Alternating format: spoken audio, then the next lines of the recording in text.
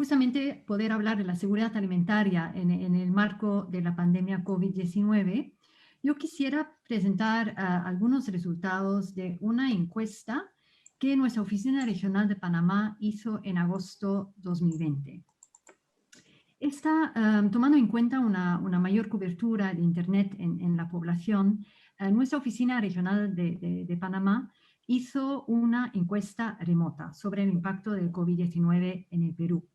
La primera ronda la hicimos en mayo 2020, justamente en el peor momento, ¿no? de la cuarentena, las medidas de contención, etcétera, y la segunda en agosto también de este año.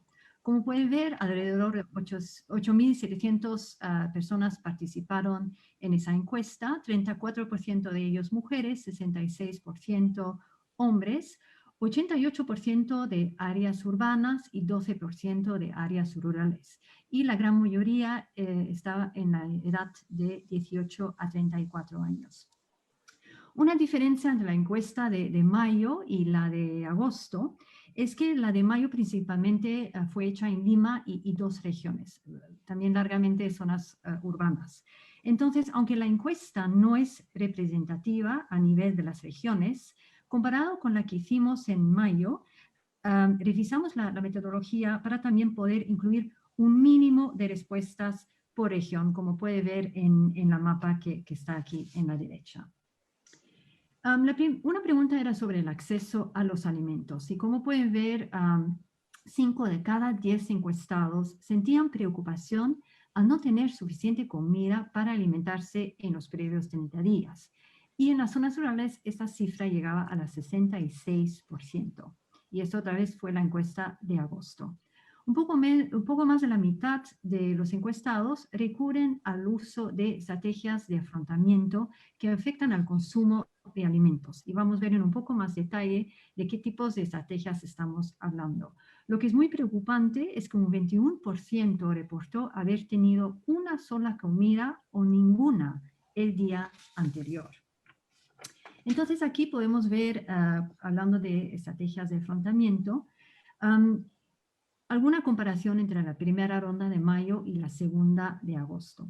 Aunque vemos una mejora, una ligera mejora en las personas que no tuvieron dificultades, ¿no? Comparado con mayo, en términos de acceso a los alimentos, todavía podemos ver que un 28% de las personas usan estrategias de afrontamiento que afectan la cantidad de alimentos.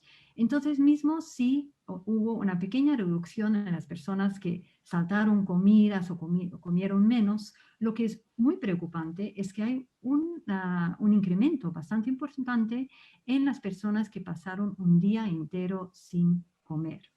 Entonces, en general, ese análisis lo vemos también en nuestros estudios, que efectivamente hay un cambio en los hábitos de consumo de alimentos.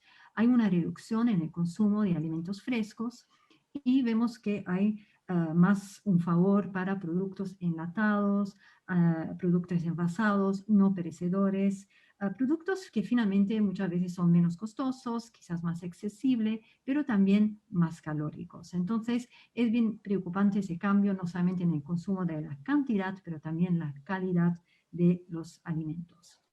Cuando hablamos de afectación en los ingresos, vemos que el análisis encontró un 64% que experimentó una disminución de los ingresos debido al brote de COVID-19. Es un poco mejor de la encuesta de mayo, donde era 71%, pero también hubo desde entonces una reactivación de algunas actividades económicas. Como podemos ver, el 41% de los respondientes depende del trabajo formal, mientras el 29% trabaja en el sector informal de las personas encuestadas y las personas sin empleo son el 22%. Lo que también vimos en esta segunda ronda, preguntamos sobre la incidencia de las remesas y vemos que también ahí su incidencia como fuente principal de ingreso parece haber disminuido de 8 a 5% y eso debido a la crisis de escala mundial que afecta a los peruanos al exterior. Esta vez en agosto también pedimos algunas preguntas sobre las estrategias de afrontamiento basadas en los medios de vida.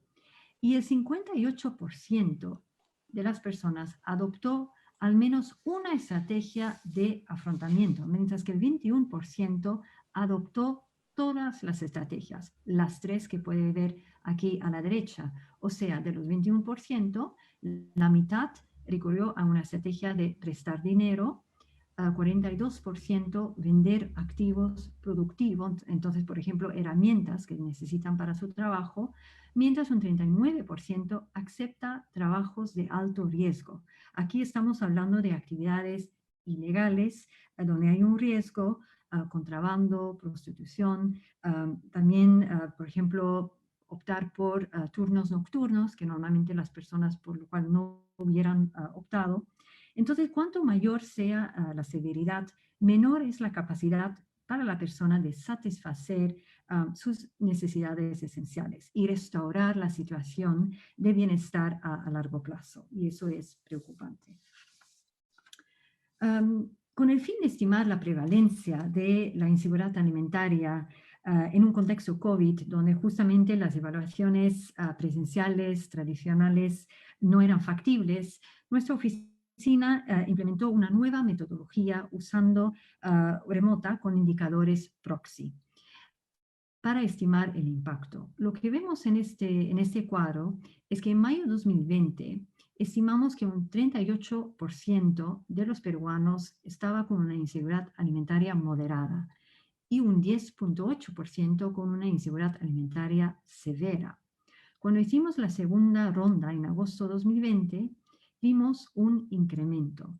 En términos de inseguridad alimentaria moderada, un incremento de 4.5%, y en la inseguridad alimentaria severa 2.9%. Entonces se subió casi de 1 millón entre mayo y agosto. Es una estimación, muestra una tendencia, pero sí nos preocupa que justamente hubo ese incremento.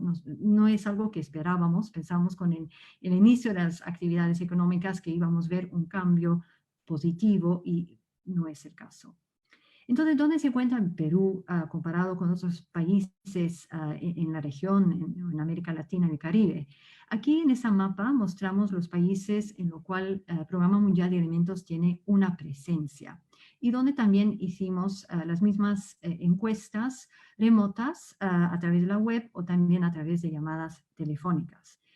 En general, en la región, en los países donde tenemos una presencia, estimamos que hay ahora más de 17 millones de personas en inseguridad alimentaria severa y es un incremento de 2.3 millones en solamente 2 meses.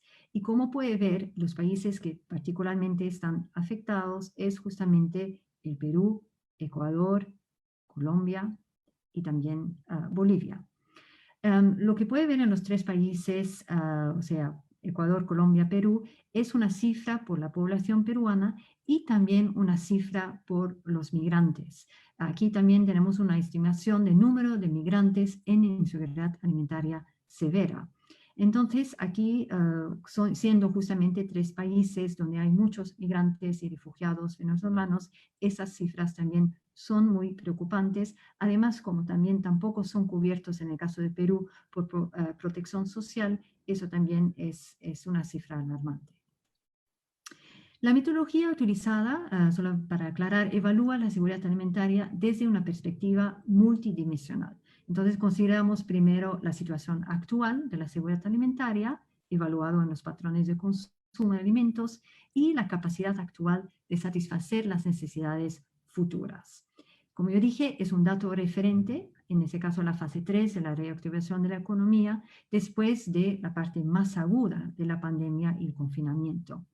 Sin embargo, si tenemos en cuenta esas cifras de inseguridad alimentaria, más las limitaciones de acceso a los servicios de salud y de protección social, esto sí plantea un riesgo alto del incremento de la malnutrición en el país. También teníamos algunas preguntas sobre los mercados y los precios. De un lado, los mercados se están volviendo a niveles aceptables de actividad, pero tuvimos todavía 68% de las personas que, de un lado, afirmó que la comida siempre está disponible, pero un 49% tuvo dificultades para acceder al mercado de alimentos. En general, comparado con mayo, vemos que hay menos preocupación por la contaminación, la inseguridad y las limitaciones a la movilidad. Pero sí permanece una percepción alta de incremento de precios a raíz de la crisis. Esto no cambió entre mayo y agosto y sigue siendo 72% para el mes de agosto. Una pregunta también que pedimos en agosto era intenciones futuras. Uno de cada 10 encuestados tiene previsto trasladarse a otro país. Y eso particularmente es más evidente en los respondientes hombres y en los que viven en zonas rurales. Como puede ver aquí, un 23% tiene el plan de pendular entre países, el 10% mudarse a otro país, mientras que el 67% sí quiere quedarse en el Perú. Entonces, ¿cuáles son las principales tendencias desde la primera ronda que hicimos en abril-mayo? Primero, es efectivamente el incremento en el número de personas en inseguridad alimentaria severa. Y por el lado del consumo, aunque vemos una mejora en el consumo y la percepción de seguridad alimentaria para algunos grupos, sí se agudiza la crisis para los más vulnerables. Aumentan los que no tuvieron problemas en comer en los últimos 30 días, y eso es una buena noticia, pero al mismo tiempo aumentan los que estuvieron un día entero sin comer. Entonces, una persona de cada 5 no comió o consumió una sola comida en las 24 horas previas. En términos de ingresos, aunque sigan siendo la mayoría, menos personas reportaron una disminución en sus ingresos desde el comienzo de la pandemia. Pero por otro lado, vimos que aumentan las personas que se declaran desempleadas, del 14% al 22%. Como mencioné antes, los mercados están volviendo a niveles de actividad aceptable, pero todavía ¿no? tenemos algunas personas que reportan ¿no? dificultades con acceso al mercado, pero tal vez menos preocupaciones con la contaminación por COVID, la seguridad y restricciones de movimiento. Quisiera quizás también compartir rápidamente algunas cifras de una encuesta que nuestra oficina de Perú hizo durante los meses de junio y julio en los distritos donde tenemos algunas intervenciones, siendo el caso de Ancash y Piura. Hicimos unas encuestas de hogares, 704 respuestas de hogares brindadas por cuidadores de niños menores de 5 años. Entonces, es efectivamente una perspectiva de madres cuidadoras. El 95% de las encuestas fueron respondidas por mujeres. Entonces, es una gran diferencia comparada con la encuesta regional que acabo de presentar. El 81% indica que los servicios de salud solo estarían funcionando para emergencias. Un 61% habrían llevado a su menor hijo o hija para realizar su control de CRET, pero no fueron atendidos porque el servicio estaba suspendido. Y durante el periodo de la cuarentena, el 34% de las encuestadas reportó que su menor hijo o hija estaría tomando algún suplemento de hierro. Y en Ancash este porcentaje llega a un 44%, pero en Sechura 24%. También vimos, especialmente en ese momento, en junio-julio, algunos resultados muy similares a la encuesta que hicimos de forma remota de web en mayo. El 94% de las encuestadas indica que los ingresos de su hogar habían disminuido. También el 95% reportaron un incremento de los precios. El 77% indicó que solo pueden acceder a algunos mercados de alimentos, entonces teníamos todavía algunos mercados cerrados, y solamente un 37% indicó que pudo almacenar alimentos. Mientras que 1 de cada 3 personas indicó que no podía comprar grandes cantidades de alimentos, mientras que un 12% no lo hizo por no tener refrigeradora en su hogar. En términos de consumo de alimentos, un 34% indica que en su hogar solo se habría consumido menos de 3 comidas o más durante el día, y eso llega a un 51% en el distrito de Sechura. 9 de cada 10 personas indicaron que al menos un día en los 30 días previos sintieron una preocupación por no tener suficientes alimentos para comer, Y también vemos, otra vez hablando de estrategias de afrontamiento, que un 34% indica que en su hogar se tuvo que vender activos o bienes indispensables para sus actividades de trabajo. Y eso para poder cubrir alimentos u otras necesidades básicas. Entonces, como Programa Mundial de Alimentos, ¿cómo se puede usar? ¿Cómo usamos nosotros esos datos? En términos de protección social, incidimos para que haya una expansión de los programas sociales. Expansión horizontal, expansión vertical. Ese tipo de datos también nos ayudan en términos de mapeamiento, identificar dónde se encuentran los más vulnerables. También vemos, ¿no?, diferencias entre las zonas urbanas y las zonas rurales. También es una oportunidad para innovar. Por ejemplo, explorar alternativas de asistencia alimentaria como tarjetas electrónicas, como vouchers. Y además, en esa situación de COVID, también es una oportunidad, ¿no?, para todos nosotros usar nuevas herramientas tecnológicas. Y nosotros como Programa Mundial de Alimentos también así hemos estado trabajando todavía en las comunidades con instituciones locales en términos de asistencia técnica, capacitaciones, etcétera. Todos hemos estado innovando para trabajar de una forma remota y segura. También en términos de respuesta, ampliar asistencia a los más vulnerables es una oportunidad también para incluir alimentos nutritivos, por ejemplo, en las canastas que se está distribuyendo. Es también una oportunidad no solamente en términos de incidir en política pública, pero también en promover cambios, promover, por ejemplo, una agricultura urbana, también articular, dar más acceso a la agricultura familiar a los mercados locales, buscar nuevas oportunidades para ellos. Y claro, también como para nosotros es una oportunidad tener esos tipos de datos sobre la situación, en este caso de Perú, nos ayuda también a movilizar recursos. Nosotros también hemos hecho muchos ajustes en sus programas, también hemos de cierta forma iniciado nuevas actividades ya más con una mirada, una asistencia humanitaria para poder apoyar a las personas de acceder a alimentos. Entonces, tener esos datos fiables también nos permite de incidir y movilizar recursos. Algunas recomendaciones antes de cerrar de cómo podemos proteger y reducir justamente los riesgos de malnutrición e inseguridad alimentaria que vemos con esos datos. Muy importante vigilar y evitar el deterioro de la malnutrición. Ya con ese tipo de cifras nos preocupa la situación en términos de nutrición aguda, de lo cual antes casi no se hablaba, por lo menos no en los últimos años, de nutrición crónica. El Perú, yo siempre digo, es un país, y ustedes saben muy bien, que ha logrado una reducción en desnutrición crónica de 50% en una década. Es siempre considerado un modelo a nivel mundial, pero con ese tipo de cifras que vemos ahora, hay un riesgo que vamos a perder esos logros, que vamos a ir atrás. Igual anemia, las ganancias de los últimos años, la reducción, hay un riesgo que eso va otra vez a incrementar. Y cuando vemos también, ¿no?, las personas que están recurriendo a estrategias de afrontamiento, de justamente consumir alimentos de menor calidad, hay un riesgo también que hay un incremento de sobrepeso y obesidad, que ya en los últimos años también, especialmente, por ejemplo, en niños de edad escolar, hemos ya visto un incremento bastante importante. Asegurar el acceso, la disponibilidad de alimentos a los más vulnerables, como mencioné antes, cuando distribuimos canastas alimentarias, incluir alimentos fortificados, por ejemplo, el arroz fortificado. El país ha hecho muchos avances en los últimos años, hay un producto disponible en el mercado.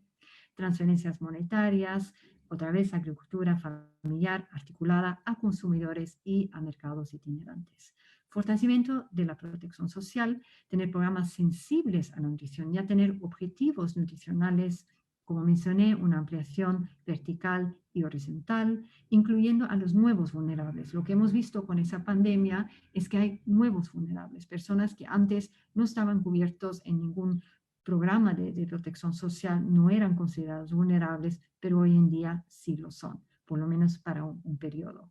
Y también nuevas modalidades de atención y una protección universal. La importancia de reactivar los servicios de salud, justamente en meses donde no hubo un acceso a esos servicios de salud, es muy importante arrancar lo más rápido posible la atención materno-infantil, suplementación, entre otros. Y finalmente también es muy importante, no podemos lograr ese tipo de actividades sin una participación comunitaria muy fuerte, un pacto social y también la comunicación, que siempre es esencial, la comunicación para el cambio del comportamiento. Muchas gracias.